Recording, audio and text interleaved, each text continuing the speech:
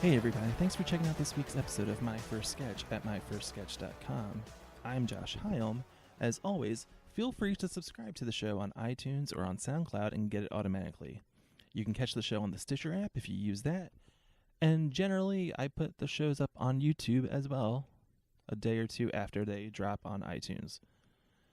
You can like the podcast on Facebook at facebook.com/myfirstsketch, email me at josh@myfirstsketch.com, or follow me on Twitter at myfirstsketch.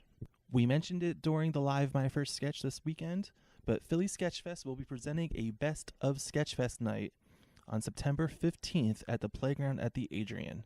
There will be 3 shows featuring some of the great groups in Philadelphia, and more information and details are coming soon. Thanks to everyone who came to the live My First Sketch during Philly Podfest this weekend, and in fact, today's episode is the recording of that live show. So, today's guest is the incredible shrinking Matt and Jacquie. Here's the audio from the live show. Enjoy.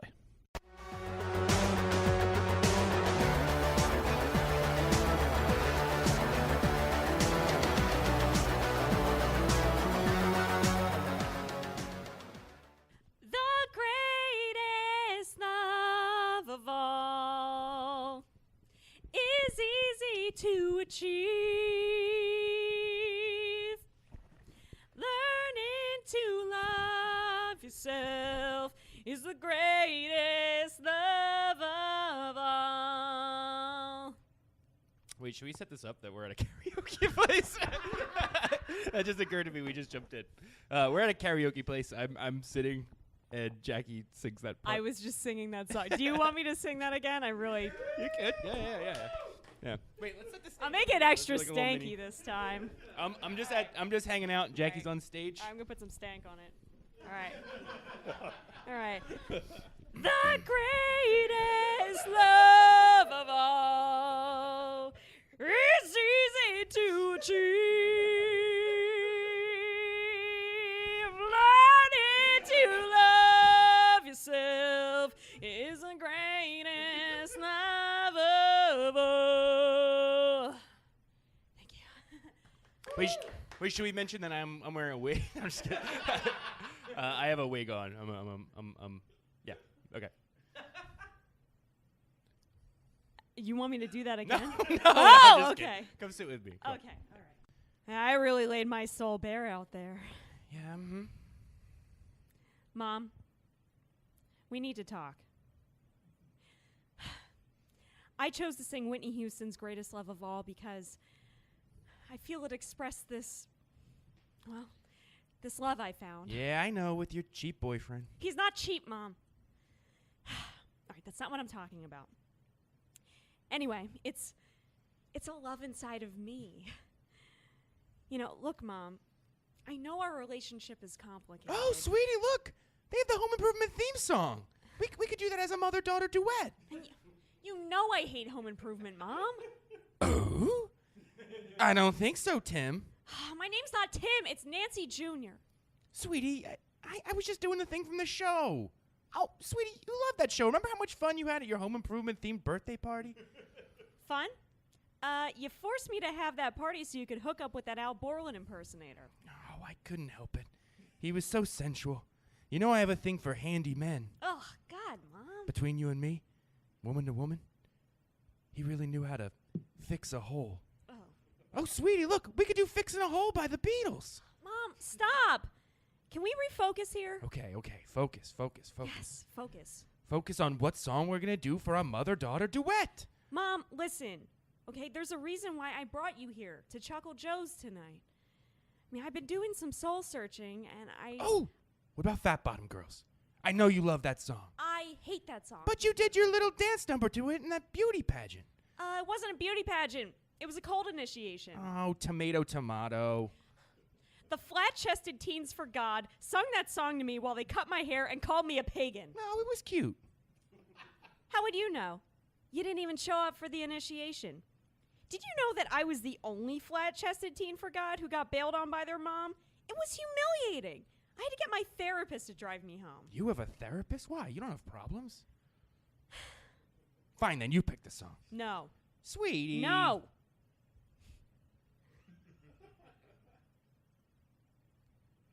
Okay, Mom. The reason. Oh, I got it. Forget You by CeeLo, formerly of NBC's hit show The Voice. Oh, like the time you forgot me at home when you took that Christmas vacation? Oh, it was a mistake. I can't believe you didn't still remember that. I had to fight off those burglars all by myself using only micro machines and my cunning. Old man Marley had to beat them to death with a snow shovel. Oh, you really know how to hold a grudge. How about The Boy Is Mine by Brandy and Monica? You made out with my prom date while drunk on brandy. The boy was mine, Mom. Well, I'm all out of suggestions then. I'm just trying to be a good mom and sing a song with my daughter. If you want to be a good mother, then you need to listen to me. My whole life I've been searching for a hero, someone to look up to, but I never found anyone to fulfill my needs. It's a lonely place to be, but I learned to depend on me. So if I fail or if I succeed, at least I'll live as I believe, because the greatest love of all is inside of me. And you know what? I believe the children are our future. Yeah, I know, sweetie. I heard it in the song you sang. Really? I mean, you actually listened to this song? Oh, sweetie. Of course I listened to the song. Your voice was pretty flat, though. Oh, speaking of flat, have you ever heard of that cult, the Flat-Chested Teens for God? It's a cult. I think you'd probably love it. Oh, look, there it is. It's the perfect song.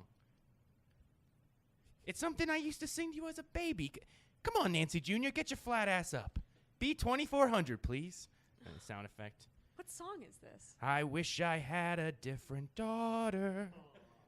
I wish I never met, like I want to sound. I never met her father. And I regret every moment spent with you. Come on, Nancy. Come on, Nancy Jr. Get in the groove. You know the words. I wish I had a different daughter.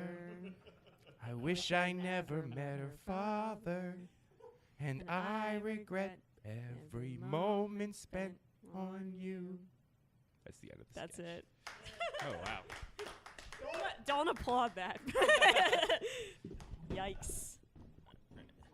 Oh, I forgot. We should do it again from the top because there's a never mind. I forgot to establish that I was going through a book of karaoke songs. I think people start- I can think we should imagine start it. over. I think it's okay. I think we have an imaginative crowd out yeah. here. Okay. All right. I'll take your word. Hey, man, Jackie. Hey. Yellow. All right, so where does this sketch come from? Real Well, life. yeah, real life. I have an interesting relationship with my mom. That's not good all the time. I hope she never listens to this. It wasn't good. Now it's better. Okay. But Save yourself just then. Like, yeah, just no. in case she I really love her. She knows said what podcasts are. She's a terrible listener, as you could maybe see in that sketch. Then she won't listen. It's fine. I'm hoping not. But anyway, yeah, so I had known Matt for a couple months at this point because we had been doing stuff on the Flat Earth, and he was, like, interested in writing something with me. And I don't know if it was a particular thing you noticed. I think my mom came to one of our Flat Earth shows. No, or you something. had told me a story about how, like, that was pretty much that story. Like, you guys were at a karaoke thing. 'Cause I remember, like, when we first started writing together, like, actually, before even we decided to, like, do sketches together, I remember, like, I was working on kind of, like, a personal story. And you were, you were working on, like, a personal story. We were kind of, like, thinking about maybe, like, doing some sort of, like, live thing with these, like, two stories. And so I think, like, when we first started writing, there was this idea that, like, the stuff we were going to be writing was going to be, like, coming from experiences we had. And I remember, like, I don't even remember if it was, like, let's set out to write a sketch, or if it was just, like, this thing happened, you told me the story, and it was, like, let's write that idea. But I remember you said something where, like, you were out at karaoke, I think at O'Neill's, which is back, like, that's the one on South Street, yeah. Yeah. It was, like, the place By the when the Shubin. theater was in a different spot. Yeah. Everyone used to go to. But, like, you had stayed late and did karaoke with your mom, and this, like, almost the exact same thing happened. Like, I think you said you actually did that Whitney Houston song to send a message to your mom about like Probably. this new love you found and everything, and like in yourself, and yeah. But like you and your mom were just like drunk and fighting. I remember you'd like tell me that story. They were like, all right, let's just like do something with this. Yeah. And then that's unfortunately the thing that came out of it. It's not unfortunate. Yeah. Also, Matt is playing this like raspy Edith Bunker version of my mom. Yeah, it's like like she was yeah. And he wore this like kooky wig. He's like, "Come on, Nancy." Yeah, He's just I can see flying Matt full like again. beehive, like My mom voice is just one speed, and it's just the mom from Bob's Burgers. It's just a really bad mom. all right, like Yeah. Okay, so you guys were together on Flat Earth. What happens that you guys decide to work together to become a duo on top of Flat Earth? It was nothing. I think it was kind of that, I right? think Like you initiated that, and you were like, "I think we should write together," and I was like, "What?" I think also like when the Flat Earth first started, there was like a lot of people there. Yeah. And like I was like really eager to write stuff, so it was like we would do a show every couple of months, but like I wanted to do more stuff, and so like I knew like Jacquie, like we both had like a similar sort of like sensibility, and so it was like, oh, why don't we just put a thing together that we can kind of do between shows and stuff like that. And like how quickly after the start of Flat Earth do you guys work together? On that piece of crap? Or just, like, because Flat Earth's about 5 years old now. Yeah. Yeah. Where does Matt and Jacquie? I think it was like I actually looked at the date today. It was December 7th, 2012, and we did our first Flat Earth show in September. Yeah. And then I guess we had technically met in like August or late July or something. Yeah. Yeah. Oh, so pretty quickly. Wow. Yeah. Okay. Yeah. So what is the difference between working just as the duo of Incredible Shrinking Matt and Jacquie and the bigger portion when you work with Flat Earth? Well, it's like, I think there's like, both groups have developed a sensibility. I think Matt and I do things that are, I guess, more obviously inspired by like personal things, but I think the Flat Earth still does kind of like personally inspire things, but it's a little more like abstracted or something. Yeah. There's like some darkness there, but it's like a little more like big and goofy. Yeah. Whereas like over time we've like kind of gone in this like darker, more like understated direction. We do some dumb shit still though. Don't get me wrong. We can't help ourselves. I think also like it sounds really obvious, but it's also like if there's a premise that like you can do with two people, then just hold on to it for it. Yeah. But like if it's something where it's like, oh, this is gonna kind of require like more. So it is and almost more. as simple as just like, just two people. That's ours. I mean, 4 people. Give it to them. It can be, but I mean, like I think like there is like the stuff that me and Jacquie, especially like the last like 2-3 years, like we've been kind of like leaning more into is stuff that's like I don't know if like personal, but like dramatic. Yeah. It sort of seems like it's a dramatic thing with something kind of absurd happening. And, whereas the Flat Earth, I feel like it's a little bit like goofier. Mm-hmm. Even when it gets dark, it's still like goofy. It's still like just like we have a lot of like stupid. deaths in that in those sketches in the Flat Earth, but there's still. I don't think it's ever like really bummed out an audience because the tone is still like pretty high energy. I don't know if it was the last show, the show before that. Like everyone dies immediately in the first sketch in the Choose Your Own Adventure, like that quickly, like right away. Yeah, die multiple times. But keep going, like Yeah. or when snakes were thrown at me, that last other show because there's tons of snakes for some reason. Yeah, I did not enjoy that. Most people didn't even feel it. So. Oh, I got hit with one. Yeah, I'm happy to hear that. You definitely got snakes me. Were not for naught. What has been the history of Matt and Jacquie? I mean, you mentioned that you are going personal and a little more dramatic. Where does that turn come from? Like instead of being, just a silly duo, because there are silly sketches. There are where's that conscious choice to go that way? Well, I think like because it's just the two of us, like it's a little bit more like nimble, right? Like we can kind of like make decisions really quick, and it doesn't have to be like we can kind of take risks and kind of take the fall for the risks, if it fails. Whereas like with Flat Earth, there's like many more people. So we want to try something that's a little experimental. More that's casualties. kind of, we're like failing for other people too. Yeah. You know, like so. I think that like, yeah, I think we've just kind of wanted to like see what, I don't know, what avenues we want to kind of go down and just go down them and see what happens. I think like when we got more comfortable writing stuff, we kind of were like, okay, we've like done this kind of thing. Yeah. Let's try like, a slightly different thing. And I remember the first time we did the show Sketch Comedy, which was like December of 2015. Yeah. We were going into it, we were like, this is going to be a huge failure because like at that point we hadn't really trust ourselves before to do something so like emotional and like kind of dramatic and toned down. But then it did well and we were like, oh, okay, I guess we should do more of that kind of stuff. Yeah. And now we've actually done enough of that stuff and we're like, we should just do something really fucking stupid again. Like just something really gleefully dumb. So who knows what the next thing we're gonna be? Yeah, in that show too, like there is one sketch. I think that was like the big thing, like why I was definitely nervous. There's like one sketch in that show where it's like two dogs that are like at a vet and they both are like coming to the realization they're gonna be like put down. And there's like, and I think like the sort of like experimental thing about it is like that it starts with kind of like a silly image, and there's like some kind of like. They're not even jokes, but they like read as jokes in the beginning because it's like I'm, dressed as a dog. I'm kind of like an old man. Yeah, because like dogs being put down, not inherently funny. You don't find that out until like later, and so like really it kind of like dog-like people, Yeah, so it's something funny really like just about the image in the beginning that people kind of like. But it's just fun. Like I feel like the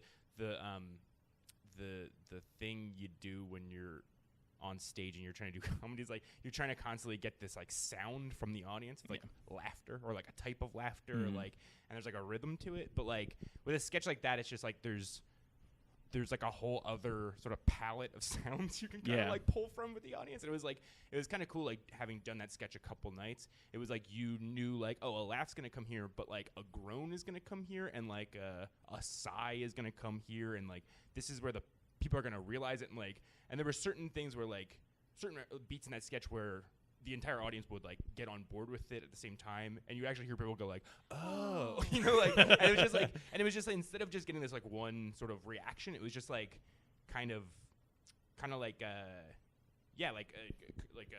orchestrating this whole, like, sort of, like, symphony of these different sounds. It was, like, just really, like, fun and interesting. And, like, and we've kind of, like, done that a couple of different ways, like, that idea of, like, not just like aiming for one reaction, but kind of varying the reactions throughout sketches by adding kind of like dramatic. So you're totally comfortable with not laughter, right? At That's this the thing. point, Like, we're not even like looking for. I was gonna say because I like if I'm writing something, I want laughter. Maybe that gross. Oh, that's good too. But anything else like sighs, groans, all those other noises that you were talking about. I don't want those yet. I'm not there. Which is kind of interesting because it's like it feels like a fuller experience too. It's like. I don't know. And like when I say groans, like I don't mean like oh fuck you, like it's not what is the comedy sports? There's a comedy sports. They do a thing like if you do like a really obvious pun or something, it's called like a groaner or something, and it's like a personal foul, like it would be in sports. Oh man, if that was like in real life, I would be. You would get that all the time. Just this random referee would come out. Yeah, I would have been long retired by now. What is the writing process for you guys? Like. Is it one writing something and bringing it to the other, writing together? It mix, varies a lot, but I think it's pretty much like every once in a while we'll write something together, but I think it's mostly like you write something or I write something, we kind of just like come together, bring it apart. Like putting in just like, all right, this is for us. Yeah. Step one is this us or that, like Flat Earth or some other project, and then yeah, exactly. And then I think there have been times when. We don't do a lot of what? That was just the move was great. I'm conscious of sound. See, it's really funny. I could have totally edited that out, and no one would have known the difference. But once Matt brings it up, it has to stay in, and we're stuck. Yeah. Like this is crazy. You're really like pulling back the curtain on this whole process. And some other times though, I'm trying to think of like atypical writing experiences. Sometimes we've actually done improv at home. What? We don't publicly do it a lot. I hate myself too much to do improv. I like watching it though. Matt likes himself enough to do improv. So let's all clap for Matt. Yay! Thank you. That's all right. He's a good boy. No, but yeah. So occasionally, when we're like really stuck, really banging our heads against the wall, one of us will just say like, let's do some improv right now, and we'll just like do these really amorphous scenes, and so actually like the last two. Wait, how do I phrase this? The last sketches of our last two sketch shows came out of improv scenes, which is why they're kind of like, they're pretty organic, and they're super long. So basically we like did these improv scenes and then we just tweaked them. Mm-hmm. But they still have that kind of like space and just like real feel to them.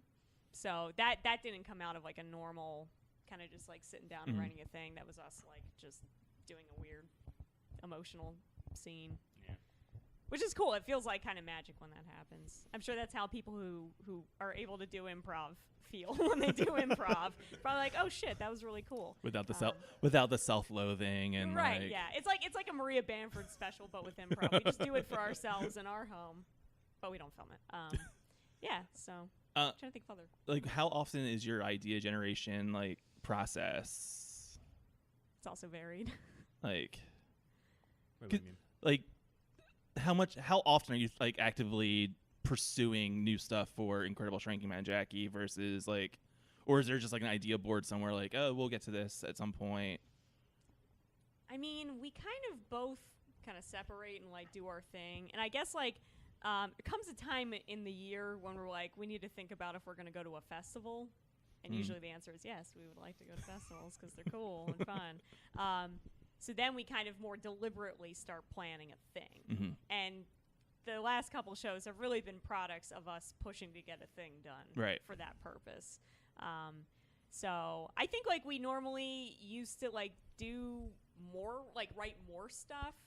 And now it's become like a very like deliberate, more focused thing. We're like, okay, let's think about like the tone we're going for this next thing, or like, oh, let's see what we have. Okay, those are cool. Is there a way to tie that together? Okay, let's try to add. We have these like ideas that are floating around that are like kind of like full package shows, but we haven't been able to make them work. Yeah. I don't know if I want to say what they are yet. Yeah, I think sometimes like coming to a thing with like a fully formed idea, like for me, I mean, I think there's a lot of people that like can do it and do it well, but like I think it's like a little bit hard because it puts a lot of pressure on those things, and like I don't know. So we've had like a lot of things that are sort of sitting around, like these like frameworks for full shows that we have like 2 or 3 big chunks of it, but there's like, I think it also like we wait on it so long that we kind of build up the expectation in our head that like, so it just kind of becomes like this impossible feat to kind of like fill those blanks in, you know.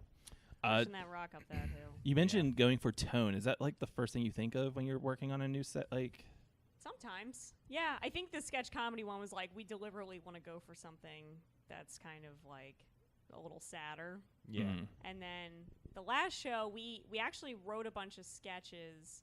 Did this like one-off thing at Good that was like Matt and Jackie's last minute sketch thing. So we actually like basically just like premiered these like a bunch of new sketches. And they were like, oh, some of those did not work. And that was in January of this year.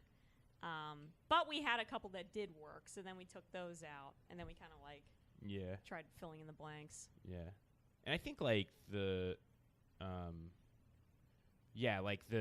think like the show we did this year was called Sob Stories. And like I think that was like, that was I think like pretty deliberately at the beginning of that, we're like, we want to have a show that is all kind of like goofy, sad sketches that like that feel like they should be dramatic, but they have like some, or something that's like should be funny, but has like we play it in a really dramatic way. So I think there was kind of like like you said, like there's kind of like an idea of a tone going in. Yeah. But you mentioned Sob Stories, which was your most recent set, and you've traveled with that one. Like, you mentioned going to all the festivals, and you've done Sob Stories at various festivals. Have you noticed a difference for that show in different rooms, different theaters? So I think you've done it. You started at Good. Mm-hmm. You did it at Sketchfest. Yes. You've done it here at PHIT, and I think you did it on the second stage. or you did downstairs. Okay, so you did downstairs in the bigger theater, and I think you Toronto, Montreal. I think that's it. Yeah, we did it up in Steel Stacks too. Up in and yeah. okay, Bethlehem. Right, Yeah. So what does the differences of rooms do to a show? Because that show to me is a very small. Like, it would work in a much smaller space, much better. Like, yeah, right? Yeah, I think so. Yeah, I mean, like, I think also, like, we, like, the last 2 years, we've kind of made this deliberate choice, like, instead of doing, instead of treating our sketch shows like they're, like, sort of throwaway things, like, keep them all intact and just, like, to keep running them and running them and running them and running them, and trying to kind of use that like as a way to, I don't know, kind of chip away at it a little more. Yeah. So like when it's we like did how stand-ups like work material and Yeah, they do it yeah. in multiple places and then they just like hone it. yeah, Like the version that we did at PHIT was the last show we did was probably the best version of that show because we took out these interstitials that didn't work. We like totally reworked some yeah, things. we had a whole different first sketch and there was like a premise kind of running Yeah. through the whole thing that just did that not was fit one the of the tone first of the yeah, it was like thing. one of the first Yeah. pieces when we came out with that show was like this sort of running gag that like the whole show was sort of supposed to be like you know like America's Got Talent, like they always show you the person's like backstory, like the sob story. Yeah. So we had written a sketch where it was just like this person just telling this really just tragic story, and then you find out that they're on a show like a sob stories like talent show or whatever. Okay. And so that America's was Got kind of like Stories. where the whole show kind of got its genesis, from us kind of having this pitch for a sketch, and then but we had this idea that the whole through line was going to be between every sketch is going to be like a judges panel that were like judging the sketch as a sob story. And like we did that at Good Good, it just like did not work. I was gonna say I've never seen that, so yeah, No, it was not good. Unfortunately, our friend Josh Jones like worked his ass off on making the videos. They look amazing. They just like don't really. They just never came together, and that's. I think that is obviously our fault. And so like when we did the show again, we like took that out, and then like the first sketch didn't work anymore in the context of the thing. So like we took that out and replaced it with something else we kind of had sitting around, and we had. So there was like a thing that we came up with where we decided to like just treat all the transitions in this like really dramatic way and like just really play up these like transitions. And like the first time we did it, we had like a different set of music, and so when we did it, the music just wasn't right for the transition, and it just like didn't work at all. And then we tried it again with different music, and that was I think the first time, which was like maybe the fifth or fourth time. I think that was Toronto, right? Yeah, it was in We Toronto. had already done it at Steel Stacks and Good Good. Right. So that was like 3 times yeah, so we this had would be done the fourth the show. time we did it, and that was the first time it felt like, oh, okay, this is a show now. I see what this show looks like. Yeah. And it was almost like it was the fourth time we did it. It was like, oh, I get what we're doing here, and then just kind of was more a matter of like honing in on what that was. Yeah. But I think like doing a thing where you're like repeating the material over and over again, hopefully getting different audiences out. Like that is like so important. It's like such a learning experience every time you do a thing. You had mentioned writing a show versus just writing a collection of sketches. Is that like do you think that's like a permanent choice for you guys now? Like, well, it's weird because I think we have like, I don't know, there's 2 ways we kind of think about it, and then sometimes they overlap and sometimes they don't, like depending on the timing. Like I think we write like individual sketches sometimes when we're like inspired to, but then sometimes when we're like deliberately focusing on a thing, we're like, okay, what should this show generally be about? Yeah. You know, and then we kind of just mash it together. I also think like in the past, like a lot of times, like we'll kind of write material and we'll be like, oh, this thing really stands out to me. So like, what is it about this thing that we can kind of start pulling out? Like, what's the theme of this thing? Or like, is there some sort of like feature? Like, I mean, we may never do this, but we had written like a one-off sketch like last year that was everything was in the dark. We have flashlights, and we're like, oh, I like that gimmick, and it was like, can we do more sketches where like a whole show in the dark? Yeah, the whole show's in the dark, but just like With, the like, only minimal light light. you see is on stage, like, you know, with lamps and stuff like that. So it's just like, you know, so sometimes we'll like write something as a one-off thing, really like it, and then start pulling ideas from that thing and kind of expanding it out into a larger show, which I think is actually what, like I said, like with sob stories, it was like we had this one idea for a thing, and it was like, oh, well, if we called the show Sob Stories, then we're like, what can we do with that? And then we kind of. And then that one thing is the thing that gets jettisoned. Yeah. Almost right away. Like that's pretty interesting to me. That like that starting idea disappears over time and it evolves into a fuller show instead of what it originally was. Yeah. One of the things I really like about Matt and Jackie, and I wish a lot of other groups did it. You'll do a sketch live, and then you will film it. Yeah. Like, and I don't understand why groups don't. Like, I mean, I understand certain reasons of timing, effort, blah blah blah. But like, what was the decision to keep filming things that were originally staged?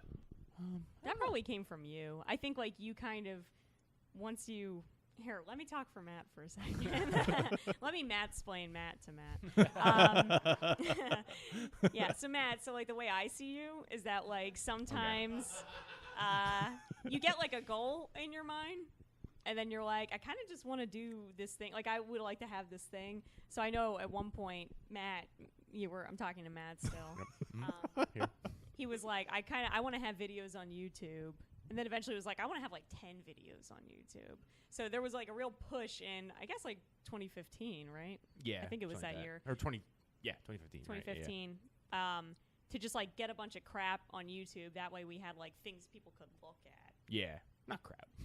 Okay, I'm sorry. I use crap in a cool, hip way. Yeah. Yeah, just crap. Not I as don't care about things. Measure of quality, just as a general but term. just like a bed of videos. Yeah. Like that if someone sees a show, they can like, oh, what is I'd like to see more of I that think thing. like there's like I don't know if this actually works, but I think like you can kind of like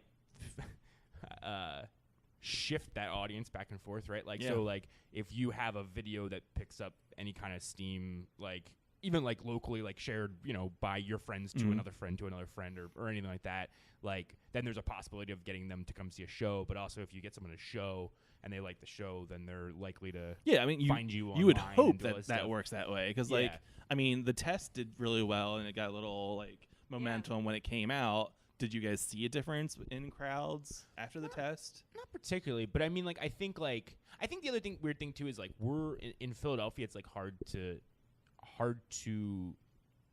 like, it's hard to gauge because we perform a lot. So like we kind of like, there's been a conversation with us like recently. It's just been like, how often should we like perform? Like, and so I think like we're constantly kind of battling against spreading ourselves too thin, like creatively and just like.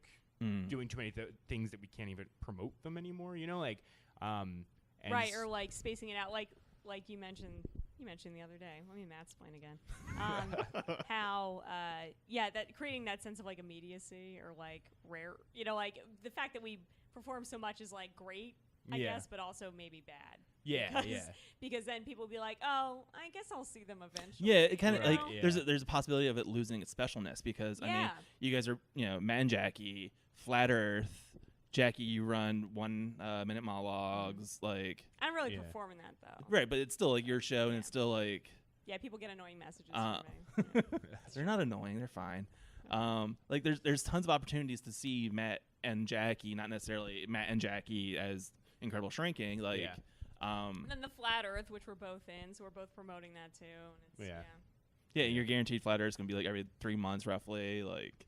Yeah. Every once in a while, there's a one-off. Every once in a while, if you do a theme show or something at Good. Like, it's like it's hard to tell in Philly with that. But but like when we've been out of town, like we've had like we did a show in Montreal and a workshop, and like we've had people there that were like, oh, I saw your video. Like we did like a video that was directed by these guys who do like a Let's Play game.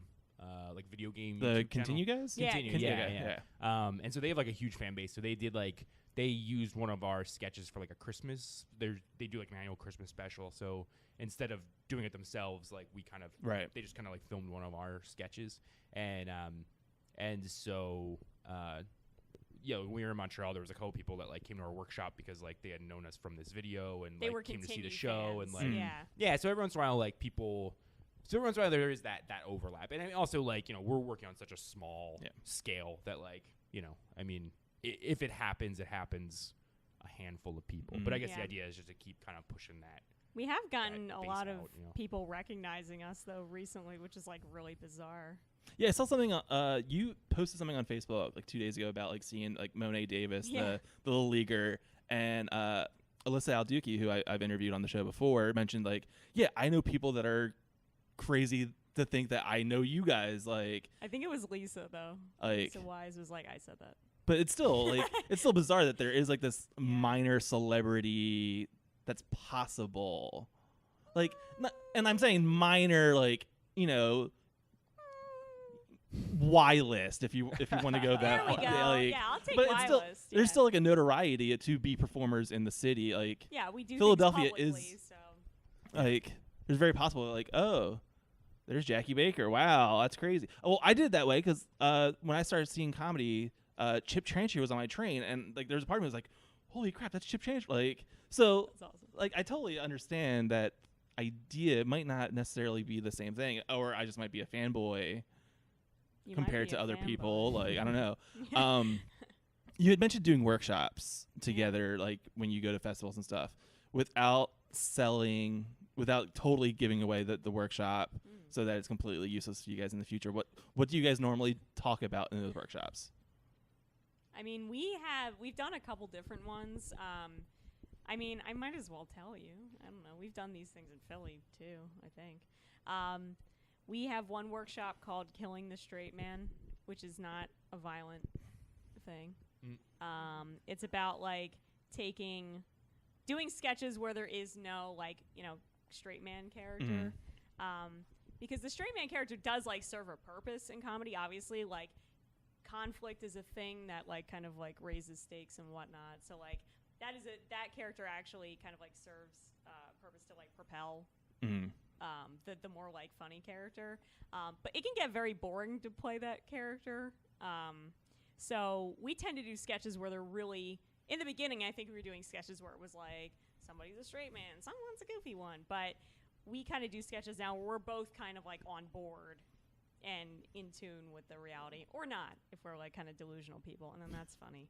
So yeah, we kind of like enjoy those sketches where things are presented in a more kind of like natural, less over the top way.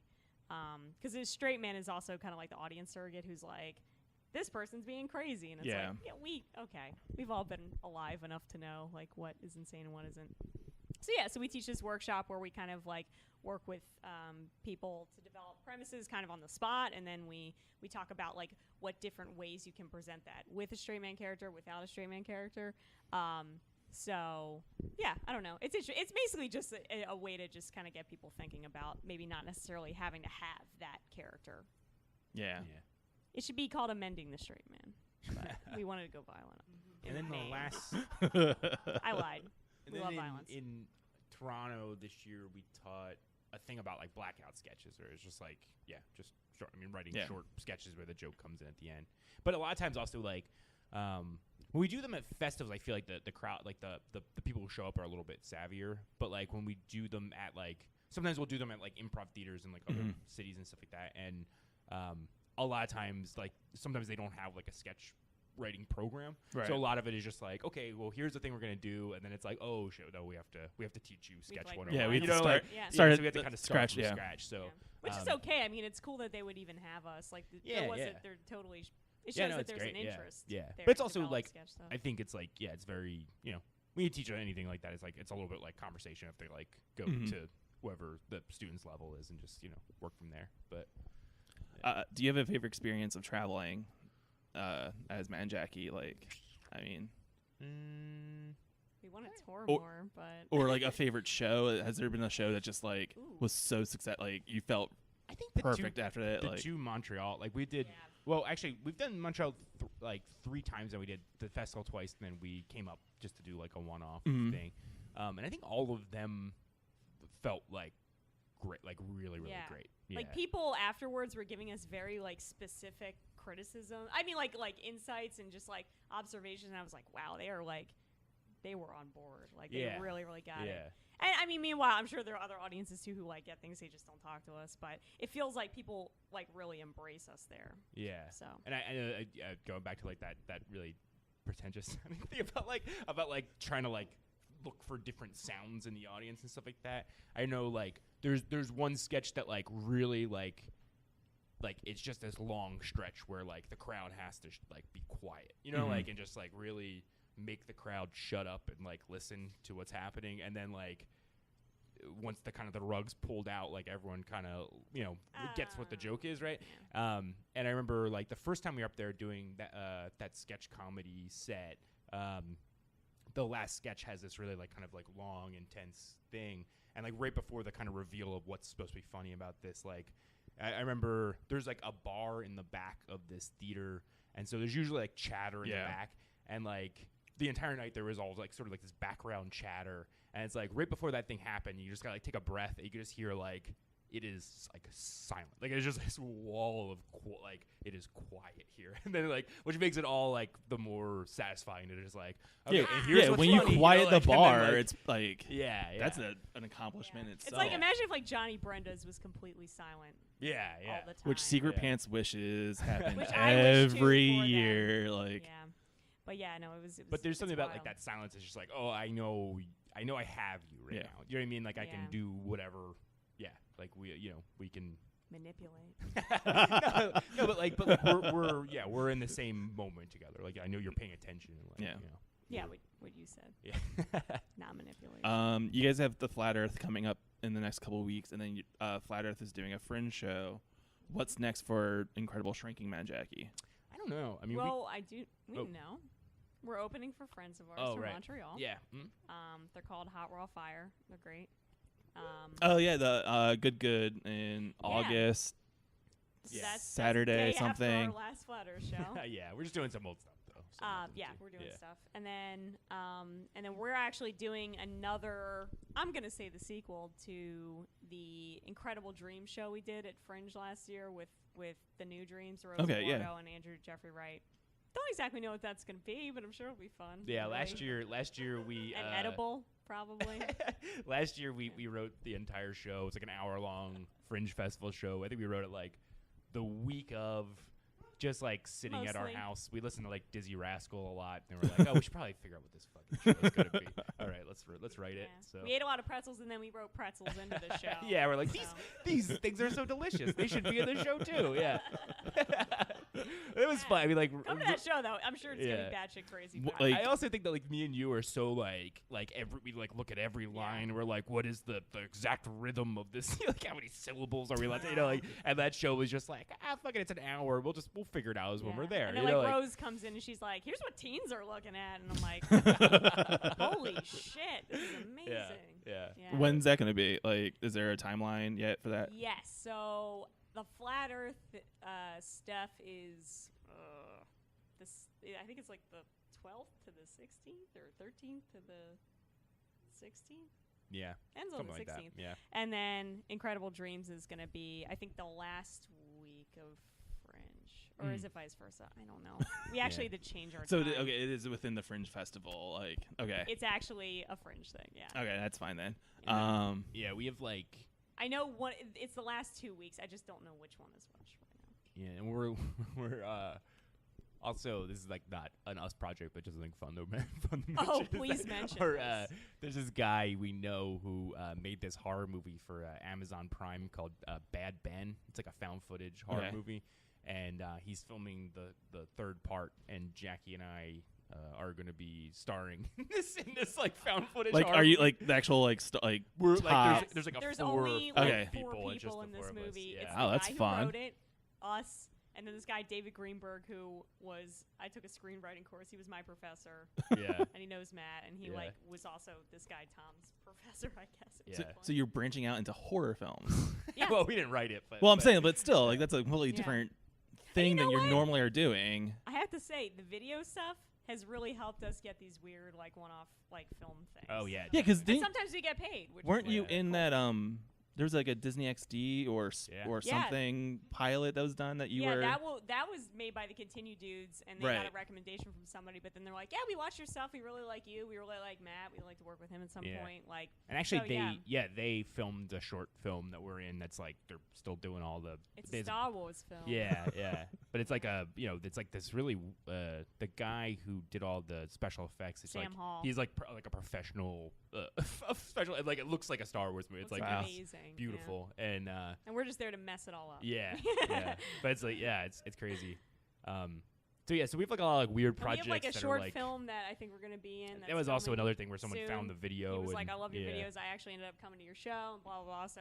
These things are like very. So at least the videos online are actually it doing shows things what we're capable of, you know? A lot of Yeah. them are really goofy, but like people are like, oh, I really like your expressions, or I really like the fact that you're a nutcase. I'm like, okay, cool. That you're a we're down for whatever. If anybody wants to hire us, we will actually do anything, Sure. Yeah. even for free. Yeah. Like Hire us today. for free. Hire us for free. It's a sharing economy. All right. Yeah. I can't think of anything. Did I miss anything? Can't think of anything else. I'm trying think to I'm- think. Do you want to say hi to your mom? Hi, Mom. She probably doesn't. So we're she hoping doesn't that your know mom's gonna Yeah. listen to this, Nah, and she your doesn't know mom's what a not going podcast to. is. Like, Yeah, for sure. Hi, Mom. I hope you're not listening to this. skip over the first 5 minutes. You know what's weird though? My mom might share this on Facebook and never But she'll- listen to it.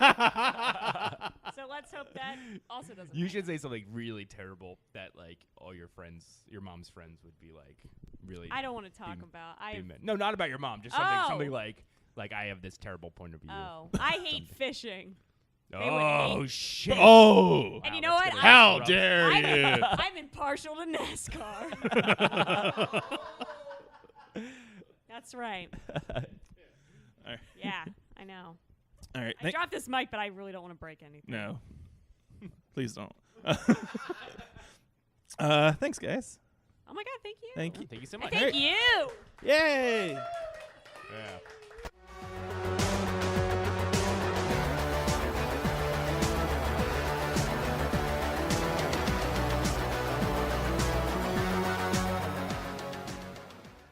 You can see Matt and Jackie with their PHIT house team, the Flat Earth, over the next 2 weeks. July 27th and 28th with the amazing Flying Edelman, and August 3rd and 4th with American Express.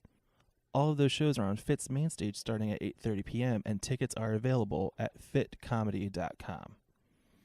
1 Minute Monologues, a show Jackie produces and hosts, takes place at Good Comedy July 29th at 7 p.m., and then the incredible shrinking Matt and Jackie will be performing with Hot Raw Fire, who are coming in from Montreal on August 5th at 10 p.m. Both of those shows at Good Comedy, tickets available at goodcomedy.com. My First Sketch is a Philly Sketchfest production. You can find out more information at phillysketchfest.com or on Twitter at PHLSketchfest. Also, for more information about comedy in Philly, head to watercooler.com. Music on this episode is by the band No, which you can check out at nonoband.bandcamp.com. And like My First Sketch on Facebook if you haven't already. This is Josh Hyam. Thanks for listening, and go see some comedy.